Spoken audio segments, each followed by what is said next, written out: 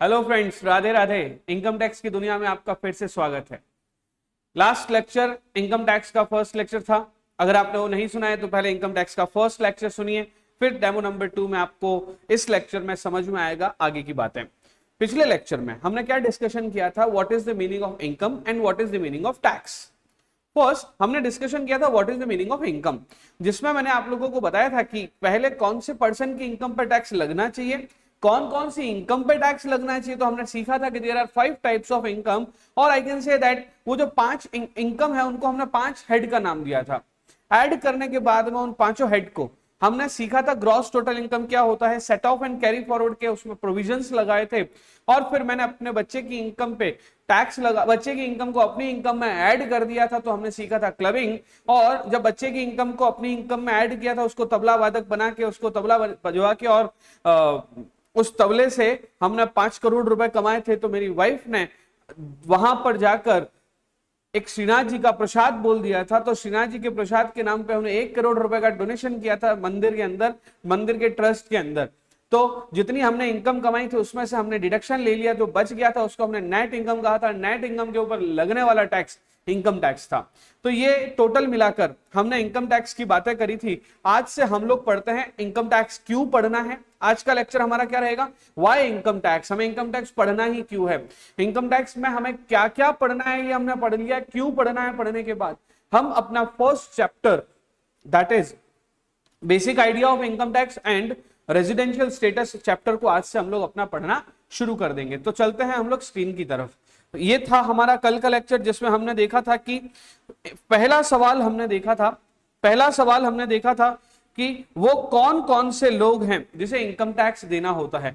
तो ध्यान रहे, रेजिडेंशियल स्टेटस चैप्टर में हमें यही पढ़ना है कि वो कौन कौन से लोग होते हैं जिनको टैक्स देना पड़ता है। तो आज से मैं अपना फर्स्ट पार्ट और next part of the chapter start करता हूं, and that is what income tax is, या फिर इनकम टैक्स में क्या क्या चीजें हैं। तो देखिए ऐसी बात है, इनकम टैक्स एक वास्ट सब्जेक्ट है। इंडिया में 1961 में इनकम टैक्स आ गया था, वो इनकम के ऊपर लगना शुरू हुआ था। इस एक्ट का नाम था इनकम टैक्स एक्ट 1961। तो सबसे पहले हमें क्या पढ़ना है? सबसे पहले हमें पढ़ना है एक्ट। और एक्ट कौन सा है? इनकम टैक्स एक्ट 19, माफ कीजिएगा, इनकम टैक्स आईटी लिख दिया, इनकम टैक्स एक्ट 1961। तो साहब आप कहेंगे कि सर आप बार बार बोल रहे हैं इसका नाम टैक्स लॉ है, टैक्स लॉ है, टैक्स लॉ है, बट ये तो एक्ट लिखा है। तो मुझे आप बताओ सर कि what is the meaning of act and what is the meaning of law. तो हमारा पहला टॉपिक है एक्ट वर्सेस लॉ। तो मैं आपको कहूंगा कि मैं आपको क्या पढ़ा रहा हूं? इनकम टैक्स एक्ट 1961 नहीं, मैं कहता हूं मैं टैक्स लॉज पढ़ा रहा हूं। टैक्स लॉज का एक पार्ट है इनकम टैक्स एक्ट 1961। इसके अंदर में और क्या क्या बातें मैं आपको पढ़ाने वाला हूं? इसके अंदर में मैं आपको पढ़ाने वाला हूं income tax rules. Income tax rule जो कि कब आए थे? 1962 में। इसके बाद में मैं और क्या पढ़ाने वाला हूं? तो भाई साहब हर साल आपको पता होगा, हर साल एक बजट आता है, हर साल एक आता है बजट। उस बजट को हम अपनी लैंग्वेज में, हमारी यानी कि एक्सपर्ट लैंग्वेज में बोलते हैं finance act.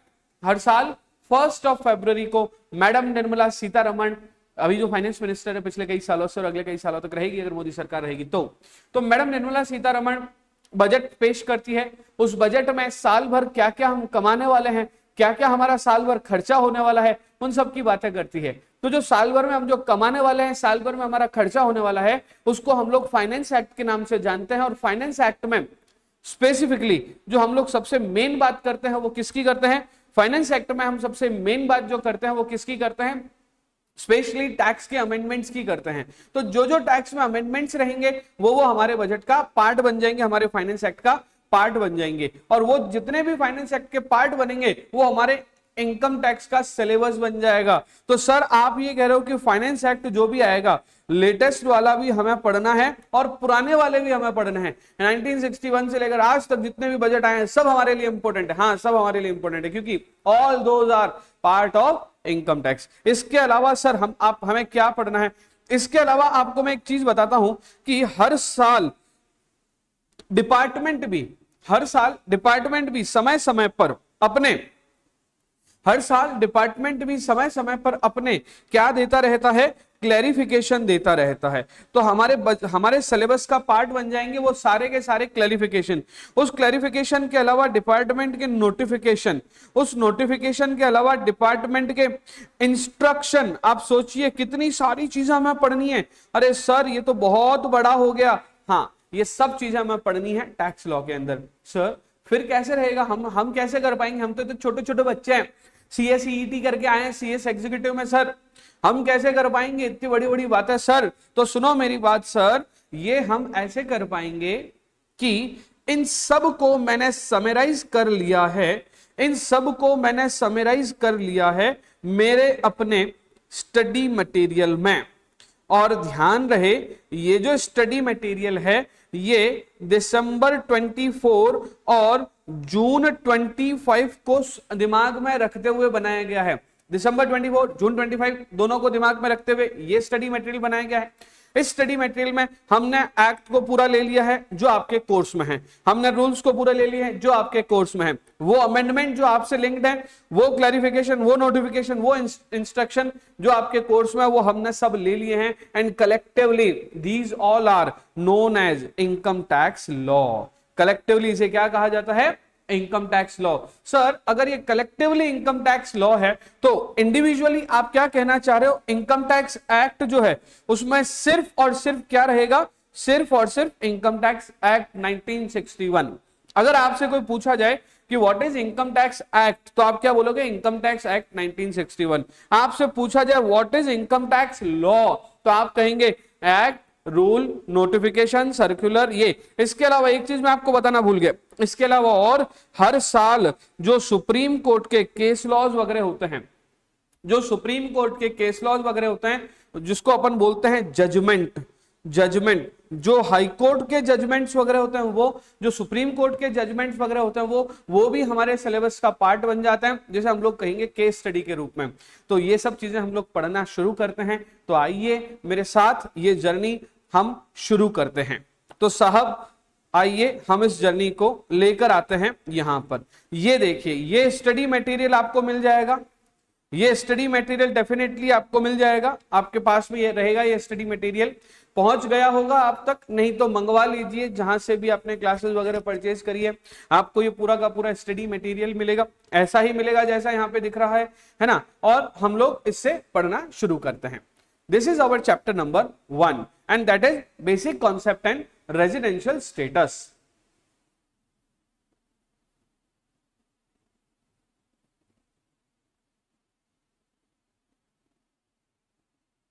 Yes, that is basic concept and residential status. अब ये क्या है समझना बात को। चैप्टर नंबर 1 आपका है, चैप्टर नंबर आपका 1 है। ये कहता है कि सबसे पहले हमें समझना है कि इसमें है क्या क्या। तो अभी मैंने आपको बताया हम लोग इनकम टैक्स एक्ट 1961 से अपनी बात शुरू कर रहे हैं।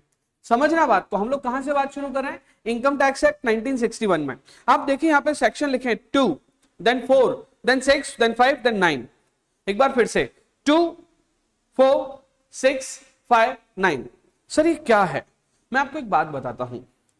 इनकम टैक्स में बहुत सारे अलग अलग सेक्शंस हैं। टोटल मिला के ये सेक्शन कितने हैं, सेक्शन नंबर 1 से लेकर सेक्शन नंबर 298 तक। अब आप कहोगे सर बस हमें 298 सेक्शन ही पढ़ने हैं। नहीं, ऐसा बिल्कुल नहीं है। जैसे कोई सेक्शन हम उठाते हैं 2, तो 2 के अंदर भी बहुत सारे अलग अलग सेक्शन है। जैसे मैं आपको एग्जांपल के तौर पे बताता हूं, जैसे आप यहां पे देख पा रहे होंगे ये लिखा है 2(9), ये क्या लिखा है 2(9). यहां पे देखिए, यहां पे कहीं पे आपको और दिखेगा, जैसे हम आगे बढ़ेंगे 231। सर अच्छा 2 के अंदर अलग अलग सेक्शन है, हाँ। फिर आ जाएगा 3, तो 3 के अंदर भी अलग अलग सेक्शन है, 4 के अंदर भी अलग अलग सेक्शन है। जैसे मान लीजिए मैं बात करूं 35 की, तो 35 के अंदर ए है, 35B है, 35ABB है, 35C है, 35CCC है, 35CCD है। सर इसका मतलब 35 के अंदर 10-12 सेक्शन है। तो हमें कहीं कहीं पे तो सेक्शन खुद ही अबॉलिश्ड है, कुछ कोई सेक्शन तो पूरी तरह से खत्म हो चुके हैं जिसे हम लोग बोलते हैं अबॉलिश्ड। कुछ सेक्शन ऐसे हैं जिसके अंदर ही अंदर और सेक्शन है। तो सेक्शन के अंदर जो सेक्शन है वो भी सेक्शन है, तो कुल मिला के नियर अबाउट 700-800 के आसपास आपका इनकम टैक्स के सेक्शन बन जाते हैं। अब बोला कैसे जाता है, उसको पढ़ा कैसे जाता है, पहले मैं आपको वो बता देता हूं। जैसे मान लीजिए सेक्शन 2 को छोड़ दीजिए, सेक्शन 2 के अलावा जैसे मान लीजिए सेक्शन नंबर आपके लिखा हुआ है सेक्शन 3, तो इसे आप क्या बोलेंगे, section 3 of income tax act 1961। कहीं पे लिखा है सेक्शन 3 ब्रैकेट में 2 और फिर ब्रैकेट में ए, तो समझना कहीं पे ऐसा करके लिखा है तो कैसे पढ़ना है उसको, section 3 sub section 2 clause A. अब जैसे मान लीजिए कि ऐसे लिखा है,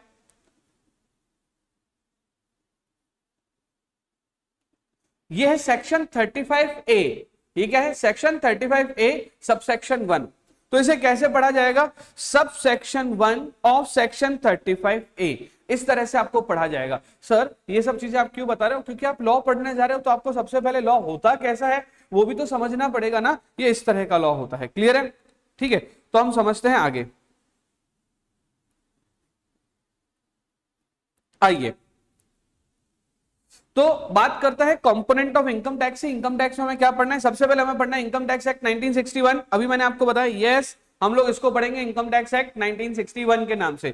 उसके अलावा हमें क्या पढ़ना है, एनुअल फाइनेंस एक्ट। अभी मैंने बताया हर साल एक बजट आएगा, उस बजट को हमारी फाइनेंस मिनिस्टर जो रहेगा वो हम उस बजट को लाएगा, बजट को पेश करेगा, उस बजट के अंदर जो जो बातें इनकम टैक्स की है वो भी हमारे सिलेबस का पार्ट बन जाएगा। इनकम टैक्स रूल 1962 जब एक्ट बन गया तो एक्ट बनने के साथ साथ एक रूल भी बने जो उस एक्ट के साथ साथ चलते हैं। एक्ट को चलाने के लिए रूल्स बनाए गए। अब एक्ट को चलाने के लिए रूल्स इसलिए बनाए गए, जैसे मान लीजिए कि कहीं पे वर्ड रखा है प्रिस्क्राइब्ड डेज, है ना, आपको इनकम टैक्स भरना है इतने प्रिस्क्राइब्ड डेज में। अब जो प्रिस्क्राइब्ड वर्ड है वो कहां क्लैरिफाई कर रखा है, रूल्स में, तो प्रिस्क्राइब्ड वर्ड को रूल्स में क्लैरिफाई कर रखा है, तो हमें रूल्स भी पढ़ना रहेगा, नोटिफिकेशन, डिपार्टमेंट के क्लैरिफिकेशन, और last is judicial case law, that is decisions of case law. तो ये सारी की सारी चीजें, ये सारी की सारी चीजें हमें पढ़नी रहेगी। ये है component of income tax law जो मैंने आपको अभी समझाया, ठीक है। अब हम आगे बढ़ते हैं। आपको पता है इनकम टैक्स में टोटल मिलाकर 5 पार्ट में इनकम टैक्स को डिवाइड कर दिया। कितने पार्ट में डिवाइड कर दिया, 5 पार्ट में, और इन पांचों को इनकम टैक्स के हेड कहा गया। क्या कहा गया, हेड। तो सबसे पहला हमारा हेड है इनकम फ्रॉम सैलरी, दूसरा हेड है इनकम फ्रॉम हाउस प्रॉपर्टी, तीसरा हेड है profit and gain from business and profession, चौथा हेड है हमारा कैपिटल गेन, और पांचवा हेड है अदर सोर्सेज। बार बार मैं ये नाम लूंगा, और ये पांचों हमारे चैप्टर भी हैं, ये पांचों इनकम टैक्स के हेड्स भी हैं, तो ये हमको आगे पढ़ना रहेगा। अब मैं इनकम टैक्स की कुछ टर्मिनोलॉजी की बात कर रहा हूं। आप अपने नोटबुक में अगर नोट करना शुरू करेंगे तो आप हेडिंग लगाना टर्मिनोलॉजीज, या फिर कुछ ऐसे स्पेसिफिक वर्ड्स जो हमें पूरी इनकम टैक्स में यूज करने हैं, पूरी इनकम टैक्स में हमारे को काम आने वाले हैं, ये वो वर्ड्स हैं। सर बताएं कौन कौन से। सबसे पहला वर्ड है आपका, एक तो है असेसमेंट ईयर और दूसरा वर्ड है प्रीवियस ईयर, ठीक है। तो मैं आपको लेके चलता हूं असेसमेंट ईयर क्या होता है और प्रीवियस ईयर क्या होता है। सबसे पहली बात, आपने पैसे कमाना शुरू किया, राइट, आप पैसे कमा रहे हो, आप टैक्स कब दोगे। से फॉर एग्जांपल आज डेट है 9th of November 2024, 9th November 2024 को जो आप पैसा कमा रहे हो, इस पैसे पे आपको टैक्स कब देना है। बोले सर आज पैसा कमाया आज दे दे, ऐसा तो है नहीं। तो क्या करें अब, जैसे आप 1 अप्रैल 23 को आपका साल शुरू हो गया, ईयर शुरू हो गया, ये ईयर खत्म होगा 31 मार्च 2024 को, तो यानी कि 1 अप्रैल 2023 से लेकर 31 मार्च 24 तक जो आपने पैसा कमाया उसका आप टैक्स कब दे सकते हो, 31 मार्च 2024 को ना, 31 मार्च 2024 को भी तो आप पैसा कमाओगे, उसका टैक्स कब दोगे फिर, क्योंकि आपने इनकम कमाई, उसको समराइज करना पड़ेगा, उसका अकाउंट बनाना पड़ेगा, आपको उसमें से खर्चे निकालने पड़ेंगे, जो सेल हुई उसमें से खर्चे निकालने के बाद कितना पैसा बचता है आपके पास, that is your net income, आप उसके ऊपर टैक्स दोगे ना।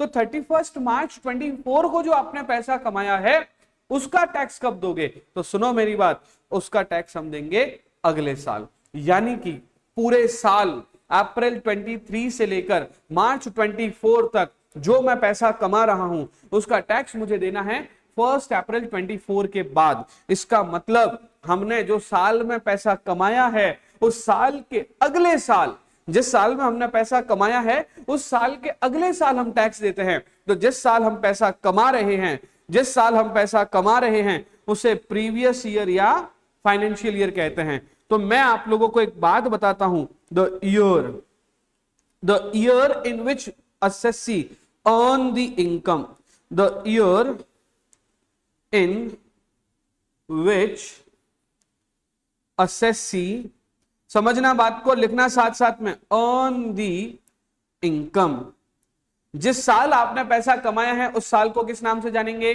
Previous year. अब आता है अगले साल की तरफ, the year in which assessee पे द टैक्स या फिर असेस द टैक्स। तो मैंने क्या लिखा, दो अलग अलग वर्ड बोले, the year in which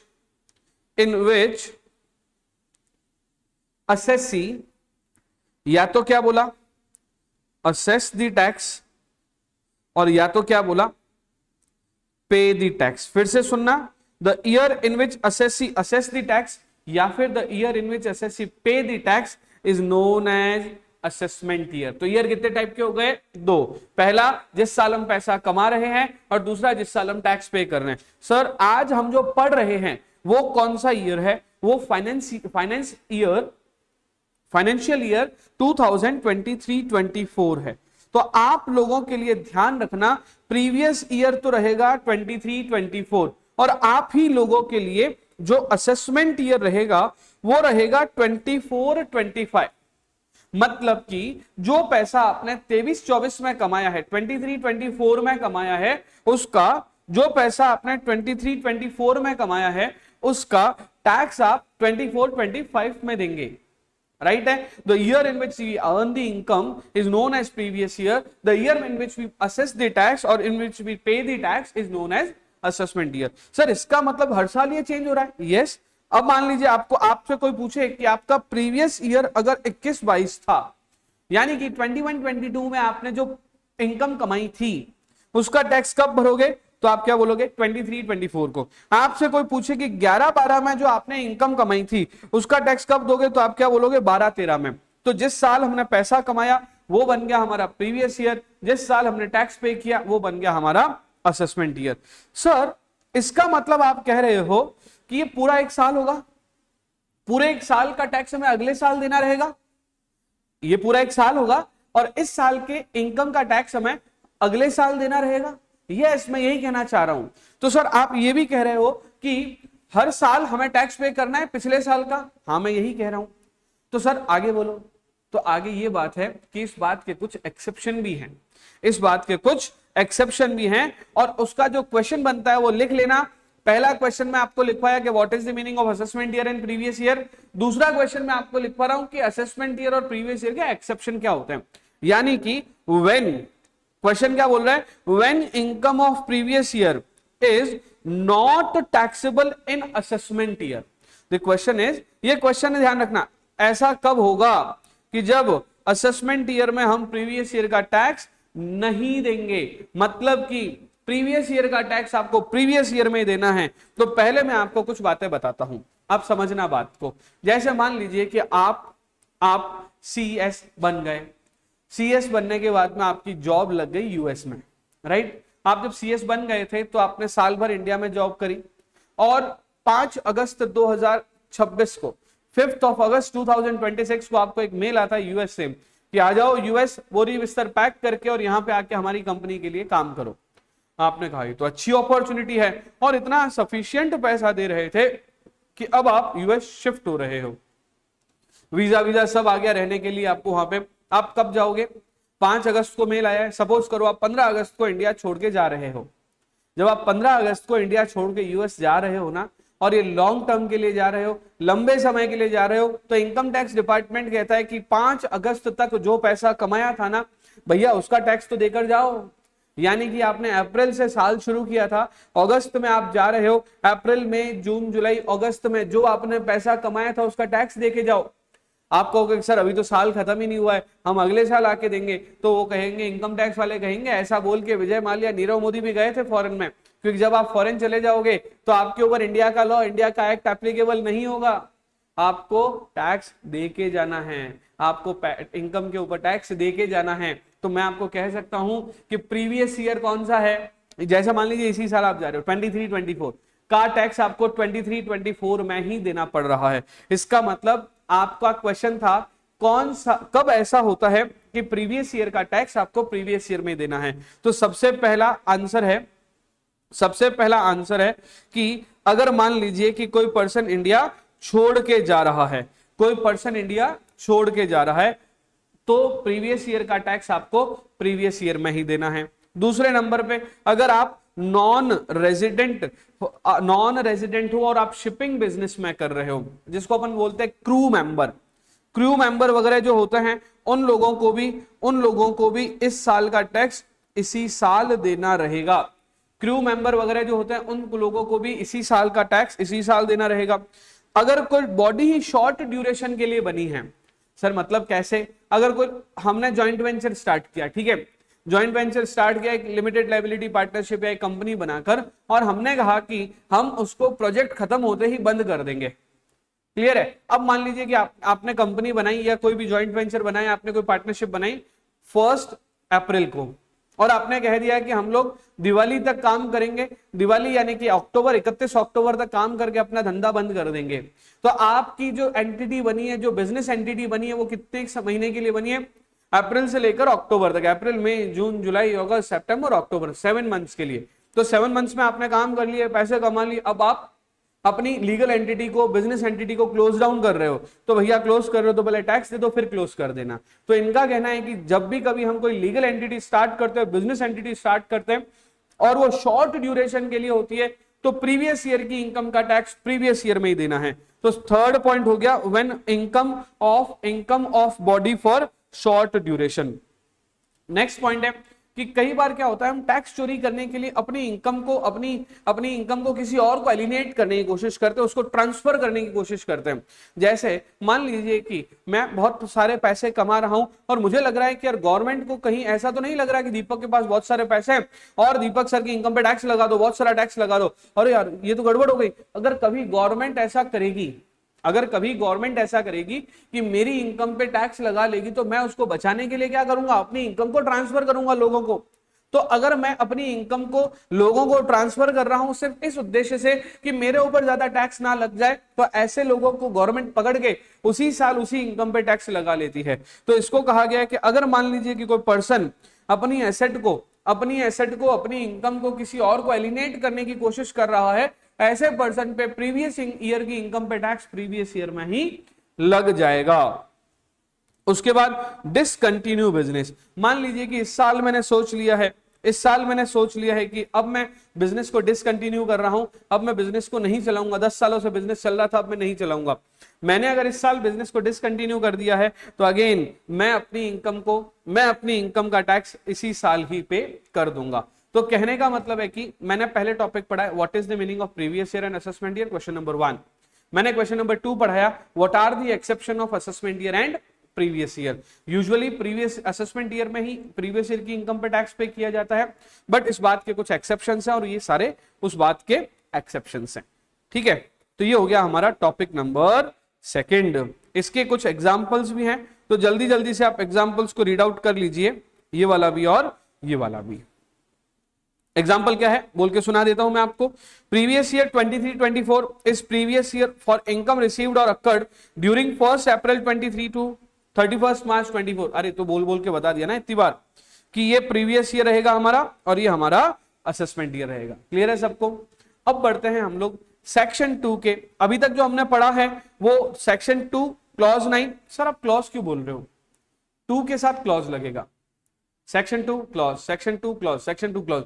लेकिन अगर ये सेक्शन 3, 4, 5, 6 हो जाएंगे तो ये सबसेक्शन बन जाएगा। से फॉर एग्जांपल ये सेक्शन 4 होता तो सेक्शन 4 सबसेक्शन 9 हो जाता, सेक्शन 11 होता, सेक्शन 15 होता तो सबसेक्शन 1 हो जाता। बट ब्रैकेट में लिखी हुई चीज सेक्शन 2 के साथ क्लॉज पढ़ा जाता है। आगे बढ़ते हैं हम लोग नेक्स्ट डेफिनेशन की तरफ, that is definition of person. अभी हमने पढ़ना है पर्सन क्या होता है। सर पहली बात, पर्सन की डेफिनेशन क्यों पढ़ाई जा रही है? पर्सन की डेफिनेशन पढ़ाने का मेन रीजन ये है, कल मैं आपको चिल्ला चिल्ला के बोल रहा था किसकी इनकम पे टैक्स लगेगा, किसकी इनकम पे टैक्स लगेगा, क्योंकि इंडिया में बहुत सारी एंटिटीज है, कंपनी है, फर्म है, एचयूएफ है, ट्रस्ट है ना, तो इतनी सारी मंदिर है, मस्जिद है, गुरुद्वारा है, और सब लोग पैसा कमा रहे हैं। सर मंदिर मस्जिद भी पैसा कमा रहे हैं, हाँ उनसे रिलेटेड ट्रस्ट वक्त जो भी है उसका वो पैसा कमा रहे हैं, तो इन सबकी इनकम पे टैक्स कैसे लगाया जाएगा? तो गवर्नमेंट ऑफ इंडिया ने बोला कि एक एंटिटी डिसाइड कर देते पर्सन। अब जो भी पर्सन की डेफिनेशन में आ रहा है, जो भी पर्सन की डेफिनेशन में आया उसकी इनकम पे टैक्स लगा दो। बोले ठीक है लगा देते। तो पर्सन में कौन कौन आएगा? सबसे पहले पर्सन में आएगा इंडिविजुअल। आई रिपीट, पर्सन में कौन आएगा? इंडिविजुअल। मैं और आप, हम कौन है? पर्सन, है ना, हम कौन है? पर्सन। तो मैं और आप क्या हो गए? पर्सन। तो पर्सन की डेफिनेशन में फर्स्ट क्या आ गया? इंडिविजुअल। उसके बाद में इंडिविजुअल की फैमिली, एक हिंदू अनडिवाइडेड फैमिली करके एक कॉन्सेप्ट होता है हिंदूज लॉ में, है ना, क्योंकि हिंदू लॉ में बना हुआ कॉन्सेप्ट है इसलिए इसको बोला जाता है हिंदू अनडिवाइडेड फैमिली। यहां पे एक कॉन्सेप्ट है कि पूरा परिवार मिलकर बिजनेस करता है। जब पूरा परिवार मिलकर बिजनेस करेगा तो उस परिवार की इनकम पे टैक्स लगाया जाएगा if it is registered. Sir register कैसे होता है? सारी बात हम आगे जाके डिस्कशन करेंगे। एचयूएफ रजिस्टर होता है, एचयूएफ की इनकम पे टैक्स लगता है। तो पर्सन की डेफिनेशन में पहला क्या हो गया? पर्सन। दूसरा क्या हो गया? एचयूएफ। तीसरा हो गया कंपनी। आप सब जानते हैं कंपनी क्या होता है। चौथा हो गया फर्म। ये चार तो ऐसे वर्ड है जो आपको याद रह जाएंगे। तो कौन कौन से वर्ड आपको याद रह जाएंगे समझना। Individual company firm HUF, repeat करना, individual company firm HUF, individual company firm HUF, individual company firm HUF. ये चार वर्ड याद रह जाएंगे पर्सन की डेफिनेशन में। तीसरा जो वर्ड है, जो फिफ्थ जो वर्ड है वो आपको मुश्किल से याद होगा, that is association of person and body of individual. हम इसको साथ साथ में ही बोलेंगे। इसको हम लोग बोलेंगे एओपी, इसको हम लोग बोलेंगे बीओआई। एओपी और बीओआई दो ऐसे एंटिटीज हैं जिनके ऊपर भी टैक्स लगता है। सर ये क्या होता है समझना। मान लीजिए कि कोई एरिया है, जैसे दिल्ली का जौहरी बाजार, तो जौहरी बाजार के सारे बिजनेसमैन मिलकर एक ऑर्गेनाइजेशन बनाते हैं जो कि जौहरी बाजार के बिजनेसमैन के डेवलपमेंट के लिए होता है। जौहरी बाजार व्यापार संगठन क्या होता है? जौहरी बाजार व्यापार संगठन। तो जौहरी बाजार व्यापार संगठन जो बना हुआ है, जो ऑर्गेनाइजेशन बना हुआ है, दैट इज बिजनेस पर्सन का एक ऑर्गेनाइजेशन, तो उसको कहा जाएगा एसोसिएशन ऑफ पर्सन। ठीक इसी तरह से मान लीजिए कि आप सब स्टूडेंट्स मिलकर एक ट्रस्ट बना देते हो, दीपक सर स्टूडेंट यूनियन। आपने बना दिया दीपक सर स्टूडेंट यूनियन। अब आपका काम क्या है? देश दुनिया में टैक्स को लेकर जो है वो सेमिनार्स वगैरह करना, अवेयरनेस फैलाना। तो आपने क्या बनाया? Deepak sir tax union. This is also a body of individual, this is also a body of individual. तो एओपी और बीओआई दो अलग अलग वर्ड्स हैं। फिर से रिपीट कर रहा हूं, एओपी एंड बीओआई दो अलग अलग वर्ड्स हैं जो हम लोग साथ में यूज करेंगे। अगर कोई इंडिविजुअल मिलकर अगर ऑर्गेनाइजेशन बना रहे हैं तो उसको बीओआई बोलेंगे, लेकिन अगर कोई इंडिविजुअल फर्म कंपनी वगैरह मिलकर ऑर्गेनाइजेशन बना रहे हैं तो उसको एओपी बोलेंगे। मैंने जब व्यापार संगठन नाम लिया तो मैंने एओपी बोला था, क्योंकि दिल्ली का जो जौहरी बाजार है उसमें सिर्फ इंडिविजुअल प्रोप्राइटरशिप ही नहीं है, उसमें पार्टनरशिप फॉर्म भी होगी, उसमें कोई एलएलपी भी होगी, उसमें कोई कंपनी भी रजिस्टर होगी, कुछ एचयूएफ के नाम पे भी बिजनेस कर रहे होंगे। ये सब मिलकर जो बनाते हैं उसको एओपी कहा जाता है, अगर कोई व्यापार संगठन बना है तो। ठीक है, इसके बाद में मैंने कहा कि फोर्थ वर्ड है, फिफ्थ वर्ड है sorry, AOP BOI. Sixth word है local authority. Sir local authority क्या होता है? लोकल अथॉरिटी में आता है जैसे आपके यहाँ का नगर निगम आ गया, that is called municipal corporation. Municipal corporation. अगर कोई फौज का जो एरिया वगैरह होता है जिसको बोला जाता है कैंटोनमेंट बोर्ड, फौज का जो एरिया वगैरह होता है उसको क्या बोला जाता है? Cantonment board. इनको किसमें लिया गया है? BOARD है। इसको किसमें लिया गया है? लोकल अथॉरिटी में। And the last one is artificial judicial person. अगर ऊपर जो वर्ड्स हो उनमें कोई नहीं आया है तो उसको क्या बोला? AJP। सर आपने कहा कि चार चीजें याद रह जाएगी, कौन कौन सी याद रह जाएगी? Individual, HUF, company, firm. Sir तीन चीजें नहीं याद रहेगी, कौन सी? नीचे से बोल रहा हूं, AJP, local authority, AOP BOI. AOP BOI साथ में बोलना है, ठीक है? तो सुनो एक बार, पर्सन की डेफिनेशन में कितने लोगों के साथ? कौन कौन से? Individual, HUF, company, firm. Individual, HUF, company, firm याद रहने वाले। नहीं याद रहने वाले तीन कौन कौन से? रिपीट करो तीन कौन कौन से? तो AOP BOI, local authority and artificial judicial person. Sir थोड़ा सा एलोबरेट कर दूं कौन किस में आता है। दिल्ली यूनिवर्सिटी ऊपर में 6 में से किसी में नहीं आ रही, ना इंडिविजुअल है, ना कंपनी है, ना फॉर्म है, ना एओपी बीओआई है, ना लोकल अथॉरिटी। तो सर किस में आएगा, ये आएगा एजेपी में। सर डीसीएन लिमिटेड कंपनी है, एबीसी लिमिटेड कंपनी है, रिलायंस लिमिटेड कंपनी है, ठीक है। सर दिल्ली म्युनिसिपल कॉर्पोरेशन, मैंने कहा म्युनिसिपल बोर्ड, नगर पालिका, नगर निगम, नगर परिषद, ये आपके शहर में होगी, है ना। यूआईटी होगी जो अर्बन एरिया का जो डेवलपमेंट ट्रस्ट वगैरह होती है वो। तो इन्होंने कहा म्युनिसिपल कॉर्पोरेशन किस में आएगा, लोकल अथॉरिटी में।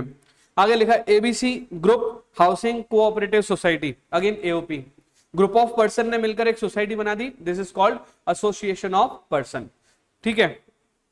आगे बढ़ते हैं, XYZ and company of XYZ and company, नाम लिखा XYZ एंड कंपनी, ध्यान रखना कंपनी के पीछे हमेशा पीवीटी एलटीडी और लिमिटेड लिखा होगा, कंपनी के पीछे क्या लिखा होगा, प्राइवेट लिमिटेड या फिर लिमिटेड। तो ये क्या होगा, एक फॉर्म हो गई, क्लियर। ये है किसकी डेफिनेशन, पर्सन की डेफिनेशन। कहां पढ़ा हमने, सेक्शन 2 क्लॉज 31 में। कौन कौन लोग थे, 4 और 3। 4 कौन से, इंडिविजुअल, एचयूएफ, कंपनी, फर्म। 3 कौन से, एओपी बीओआई, एजेपी और लोकल अथॉरिटी। अब बढ़ते हैं हम लोग नेक्स्ट डेफिनेशन की तरफ, जिसे हमने कहा है एसएससी। सर एसएससी कौन, भैया जो टैक्स पे कर रहा है वो एसएससी, जिसको अभी टैक्स पे करना है, जिसकी हम बात कर रहे हैं। मैं आपकी इनकम की बात कर रहा हूं, आप एसएससी, आप मेरी इनकम की बात कर रहे हो, इनकम टैक्स रिटर्न भर रहे हो, मैं एसएससी। तो सर इसके अलावा एसएससी कौन, ऐसा कोई भी पर्सन जो टैक्स पे करने के लायबल है और टैक्स पे कर रहा है, दैट इज कॉल्ड एसएससी। उसके अलावा मान लीजिए कि अगर किसी डिपार्टमेंट ने इनकम टैक्स डिपार्टमेंट ने आपको एक नोटिस दे दिया है कि भैया आपका टैक्स बनता है, आओ वो टैक्स भरो, हमें लगता है कि आपका टैक्स बनता है बट आपने भरा नहीं है, आप भी एसएससी हो गए। तो एसएससी कौन, या तो जो खुद से टैक्स पे कर रहा है, एक वो जिससे गवर्नमेंट टैक्स मांग रही है, that is called SSC, that is called SSC. तो एसएससी की डेफिनेशन पढ़ने के बाद अगली डेफिनेशन आती है हमारे देश की, that is India. Sir India की डेफिनेशन क्यों पढ़ा रहे हो आप, इंडिया तो हमें ही पता है क्या है, आपको तो पता है वो जो इंडिया का मैप है, और मैं मानता हूं कि इंडिया उससे बड़ा है। सर कैसे, मेरी ड्राइंग बहुत अच्छी नहीं है लेकिन मैं फिर भी बता देता हूं कि इंडिया का नीचे वाला हिस्सा है, राइट है, नीचे वाले हिस्से के इधर वाली साइड पानी है, देखो इधर ये पानी है, ठीक है। तो क्या मैं कह सकता हूं कि इंडिया में ये जो इंडिया की टेरिटरी है, ये वाली इंडिया की टेरिटरी, इसके इधर भी तो इंडिया है कि नहीं है। तो इन्होंने इंडिया की डेफिनेशन बोल दी है, हम ज्यादा अंदर नहीं जा रहे हैं उसके, क्योंकि इंडिया की डेफिनेशन कॉन्स्टिट्यूशन ने दी है और इनकम टैक्स एक्ट ने भी दी है। इनकम टैक्स एक्ट कहता है कि जो कॉन्स्टिट्यूशन के आर्टिकल 1 के तहत जो इंडिया की डेफिनेशन है वो तो है ही है, that is territory of India. इसके अलावा इसके आसपास जो पानी है, that is called territorial water, ये भी इंडिया है। इसका जो सी बेड है, सब ऑयल है, और जो इस वाटर के नीचे सी बेड है, इसका जो सब ऑयल है, ये भी क्या हो गया, इंडिया। इसके अलावा इसका जो कॉन्टिनेंटल शेल्फ है, इसका एक्सक्लूसिव इकोनॉमिक जोन है, वो भी क्या हो गया, इंडिया। इसके अलावा स्पेसिफाइड मैरीटाइम जोन, जो समुद्र के आसपास का जोन होता है, वो भी इंडिया है। और सुनो, अगर मैं इधर बैठा हूं तो मैं इंडिया में हूं, मैं अगर ऊपर हवा में उड़ रहा हूं, कूद रहा हूं और हवा में हूं, तो भी मैं क्या हूं, इंडिया हूं। सर इसका मतलब आप कह रहे हो कि इंडिया जो है वो सरफेस भी है, इंडिया जो है वो हवा भी है। तो ये क्या हो गया, हमारी किसकी डेफिनेशन, इंडिया की डेफिनेशन। यकीन मानिए अभी तक जो मैंने टॉपिक्स पढ़ाए हैं ना, उसमें मैंने असेसमेंट ईयर और प्रीवियस ईयर पढ़ाया है, उसके बाद मैंने उसके एक्सेप्शन पढ़ाए हैं, तो 2 क्वेश्चन हो गए। उसके बाद अब एक्सेप्शन पढ़ाने के बाद मैंने आप लोगों को पढ़ाया है पर्सन की डेफिनेशन, तो 3 क्वेश्चन हो गए। फिर मैंने आपको पढ़ाई है इंडिया की डेफिनेशन, तो ये 4 क्वेश्चन हो गए। और सुनो, इन चारों में से एक क्वेश्चन आने की एग्जाम में पूरी संभावना है, क्योंकि अगर कोई बेसिक मैथ से अगर 2, 3, 4 नंबर का सवाल अगर देगा तो इन चारों में से एक क्वेश्चन दे सकता है, राइट। अब बढ़ते हैं हम लोग अपने अगली बात की तरफ नेक्स्ट वीडियो में।